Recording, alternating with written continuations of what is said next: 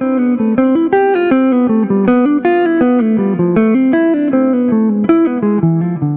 everyone, Ben Yunson here.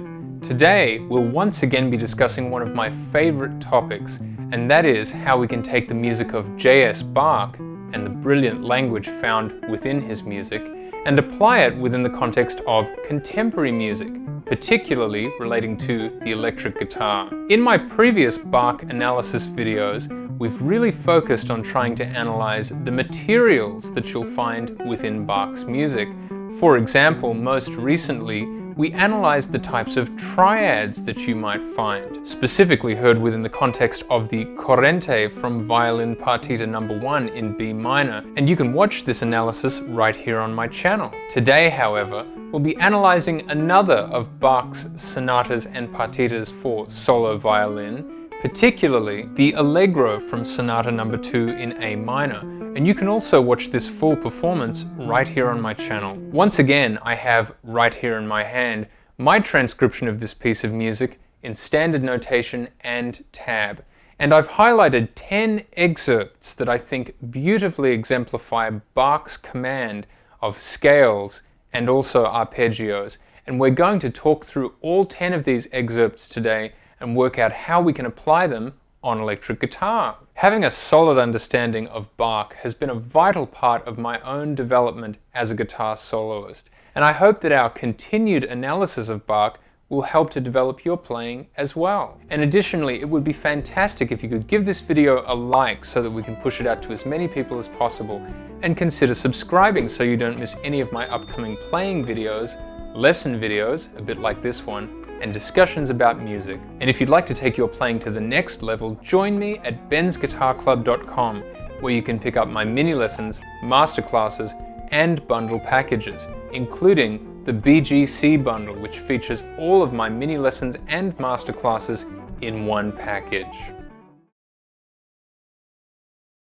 As you can see, I have once again gotten out my blue highlighter pen, and you can use any color you like, but I personally find that annotating the score directly can be incredibly beneficial in analyzing the music in real time. Plus, you can always come back to your annotated score and look at which parts you found to be most interesting. Let's get started with excerpt number 1, which occurs between bars 3 and 6. This excerpt starts us off by striking a beautiful balance between scales and arpeggios, both of which you'll hear clearly illustrating the harmony of this piece of music.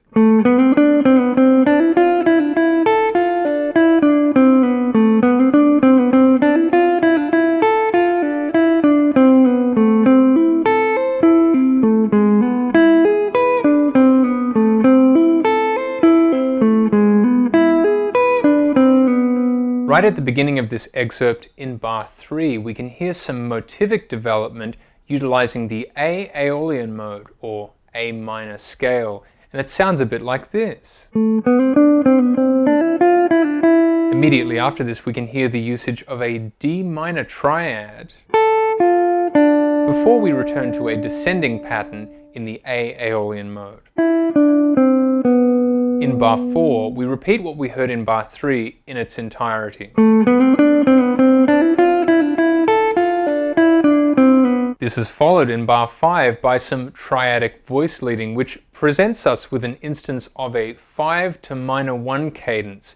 We begin with our minor 1 chord, which is of course A minor. And then we hear the sound of our 5 chord, which would be E7, largely represented by the sound of an E major triad. So you can really hear that movement between the sound of A minor and E7. Once again, in bar 6, what we heard in bar 5 is repeated in its entirety. One of the interesting things about this piece of music is that it modulates through several different keys. Now, we've started off, of course, in A minor, and a little later we're going to play an excerpt which is essentially a variation on what we just heard, but modulated to a different key, so keep an ear out for that.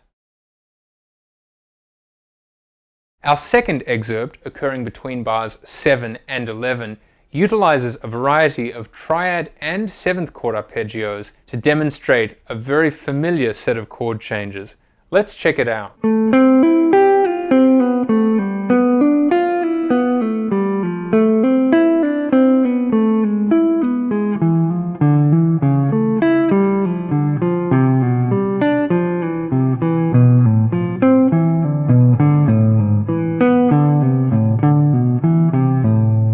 Right at the beginning of this excerpt, you could probably tell that those arpeggios were spelling out a chord progression that sounds a little bit like this.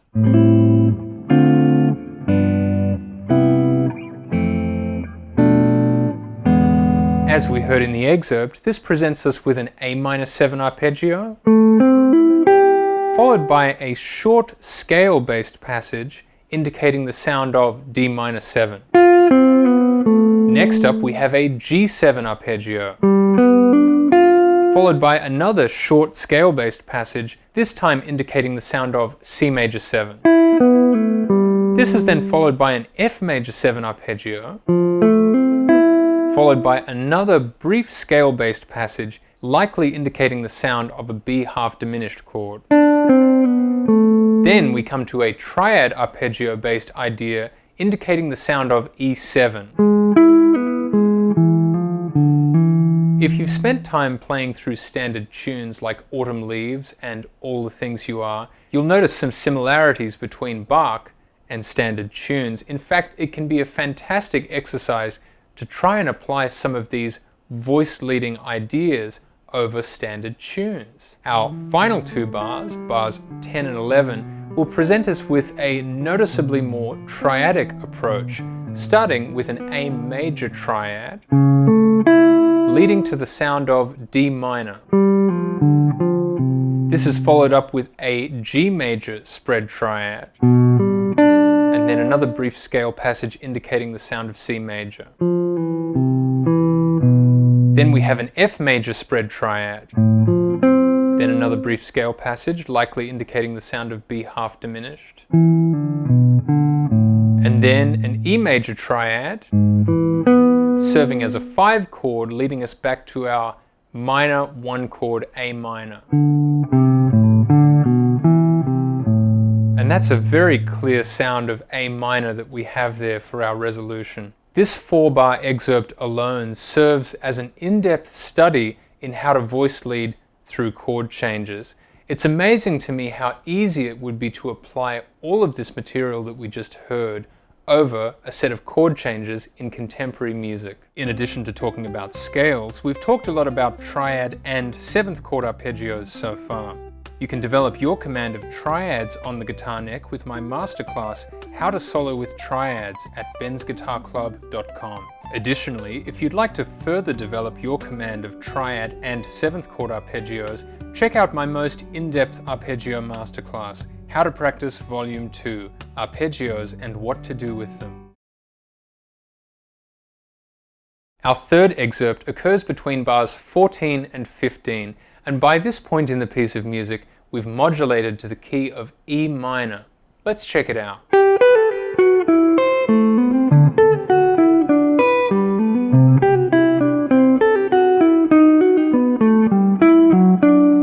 Keeping in mind that we've modulated from our original key of A minor, now of course to E minor, the chord progression that you just heard sounded a little bit like this.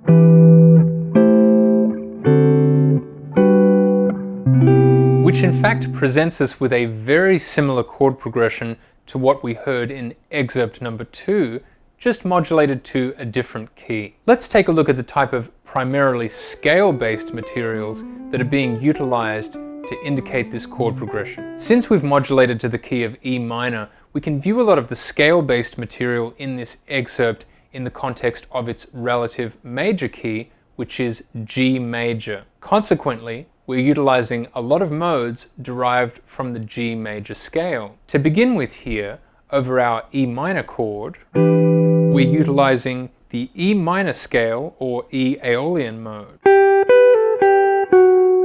This is followed up by what sounds to me to be the A Dorian mode over our A minor chord. Next up, we have the sound of the D Mixolydian mode occurring over our D7 chord. And then we have the sound of the G major scale or G Ionian mode over our G major chord. Then over our C major chord sound, or C major 7, we have the sound of the C Lydian mode.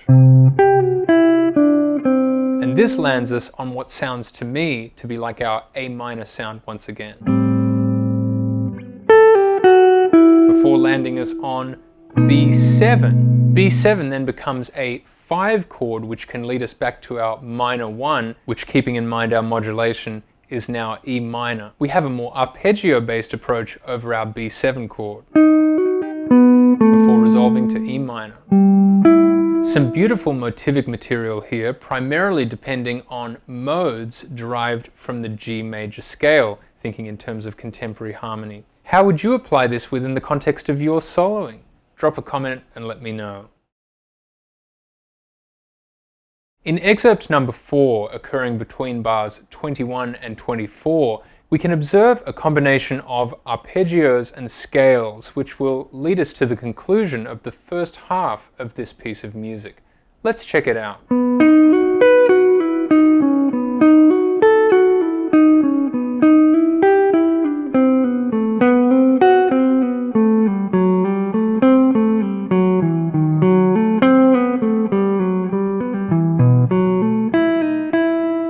Right at the start of this excerpt in bar 21, we can hear the sound of B7 being presented very strongly with a B major triad and a descending scale pattern, which could, for example, be derived from the B Mixolydian mode.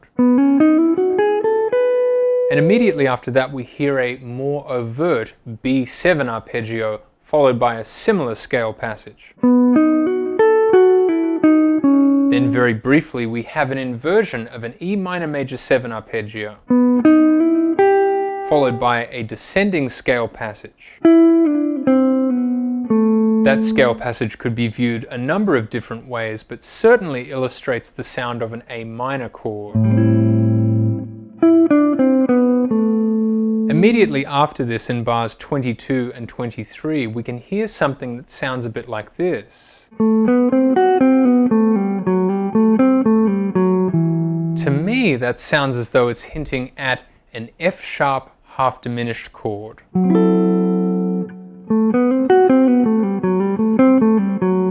Which would mean that we're utilizing the F sharp Locrian mode over F sharp half diminished. This is immediately followed by a diminished arpeggio in bar 23, which hints at the sound of B7 flat 9. Before finally resolving to E minor with a very strong E minor triad sound in bar 24. One of the most important things that we can take away from this excerpt is the way that Bach voice leads through what we would call in contemporary music a minor 2-5-1 progression. In this case, a minor 2-5-1 in E minor, F sharp half diminished, B7, and E minor. In action, we can hear it from bar 22 to 24.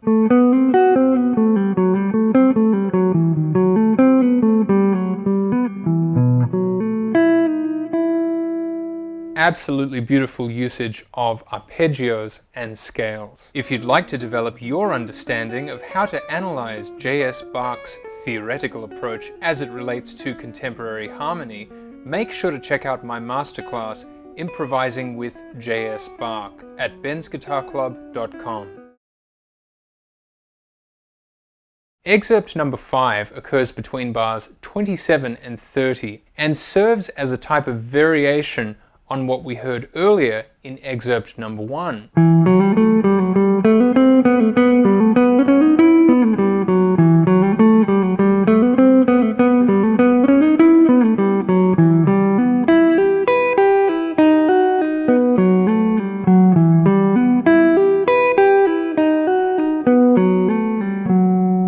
So you can hear that this excerpt is almost exactly the same as what we heard in excerpt number 1, but instead of occurring in A minor, it occurs in E minor. Now there are some noticeable differences. This time, at the beginning of our excerpt, in bar 27, we can observe the usage of the E melodic minor scale, particularly toward the end of the bar. We can notice that whole step pattern there, which is so unique to the melodic minor scale.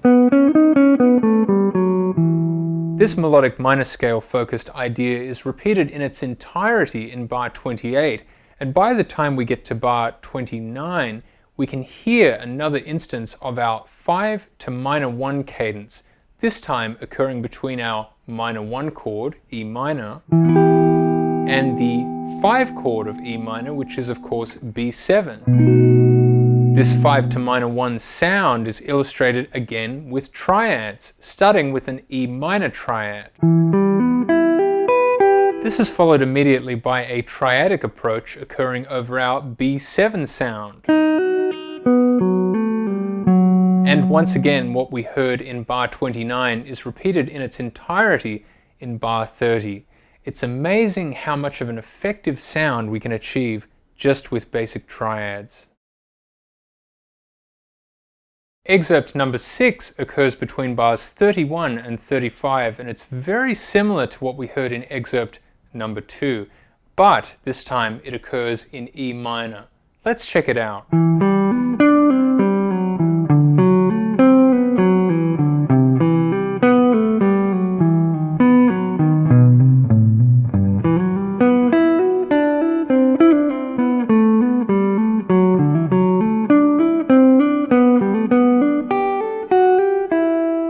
Not only does this resemble excerpt number 2, it also resembles the chord progression we discussed in excerpt number 3.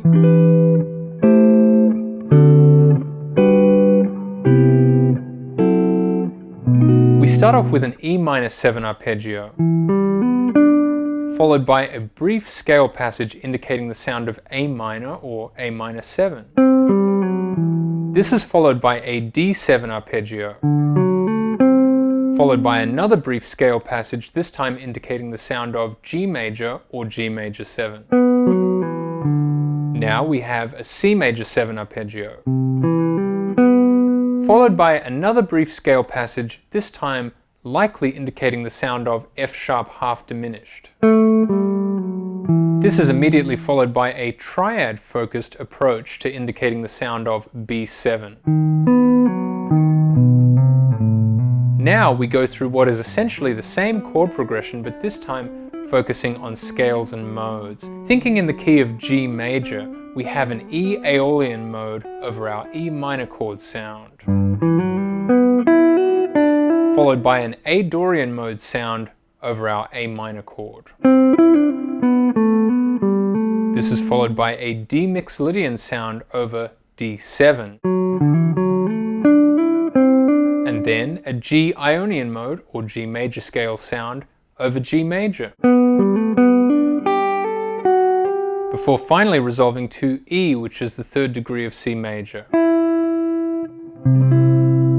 Absolutely beautiful usage of scales and arpeggios. Excerpt number 7 occurs between bars 40 and 42, and by this point in the piece of music, I would say that we have fairly clearly modulated to the key of C major. As a result, this excerpt serves as a great example of arpeggio voice leading in the key of C major. Let's check it out.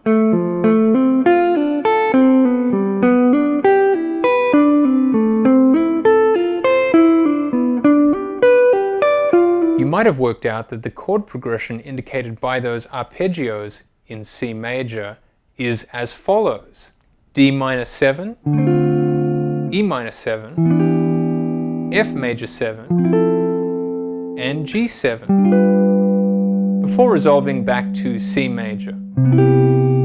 Let's take a closer look at that. We start off with our D minor 7 arpeggio,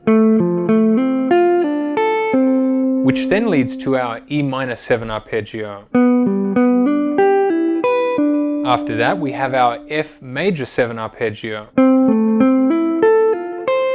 which then leads beautifully to our G7 arpeggio, before resolving to E natural, which is the 3rd degree of C major. Absolutely beautiful arpeggio voice leading that you could easily apply within the context of contemporary music. Excerpt number 8 occurs between bars 48 and 49 and is particularly reminiscent of a standard tune that we may have mentioned earlier.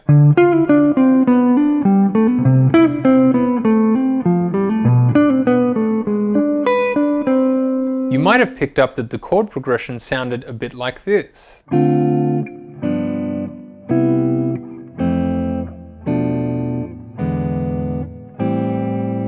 And if you're thinking that's a little reminiscent of Autumn Leaves, you'd probably be right, and you can hear it right in this excerpt. Keeping in mind that by this point in the piece of music, we've modulated to the key of C major, the first chord I played, D minor 7, is the 2 chord in C major. This would be followed by the 5 chord in C major, which is G7. Next up, of course, we have the 1 chord in C major 7. As a result, we can classify a lot of what we hear occurring in this excerpt as being derived from modes in the key of C major. For example, right at the start here in bar 48, I could very easily say that's derived from the D Dorian mode, followed by this over G7. I could very easily say that that brief scale passage occurring over G7 is derived from the G Mixolydian mode. Immediately after that, we could say that this is derived from the C Ionian mode or C major scale. And then immediately after that, this could be derived from the F Lydian mode. Next up, we have a scale type passage that sounds very like the B Locrian mode, before leading to a G sharp diminished spread triad, which indicates the sound of E dominant 7. E dominant 7 has appeared because this is now a 5 chord, which is going to lead us back to our minor 1, A minor. So another modulation. It's amazing how much can happen in just 2 bars in a piece of music composed by Bach. Excerpt number 9 occurs just in bar 55 and draws us closer to the end of the piece of music. Let's check it out.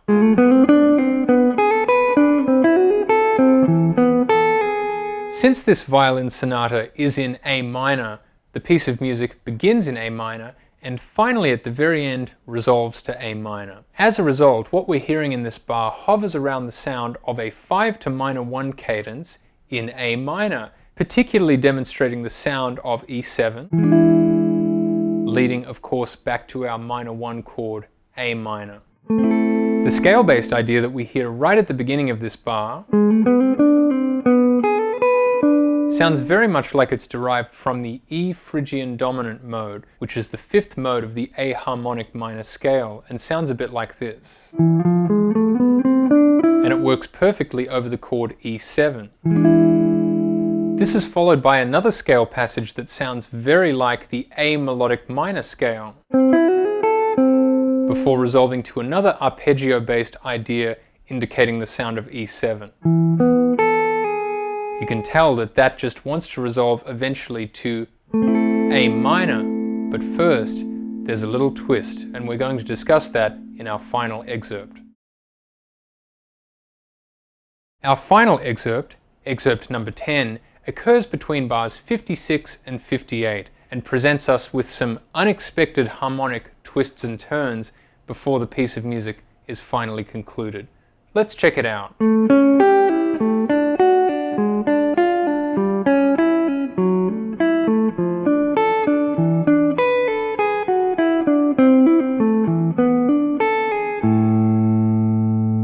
Let's take a look at the harmony that was being spelled out from the beginning of bar 56. We have A7, D major, D diminished, C sharp diminished, a type of D major add 9, a D minor triad, followed by a type of E7 sound. Finally, in bar 58, we conclude with a very strong triadic sound indicating a resolution to A minor. Here's an A minor triad, before finally resolving. And that's it, 10 fantastic excerpts from the Allegro from Bach's Sonata for Solo Violin No. 2 in A minor. If you enjoyed this video, make sure to give it a like so that we can push it out to as many people as possible, and consider subscribing so you don't miss any of my upcoming playing videos, lesson videos a bit like this one, and discussions about music. And if you'd like to take your playing to the next level, join me at bensguitarclub.com, where you can check out my mini lessons, masterclasses, and bundle packages. I'll see you next time.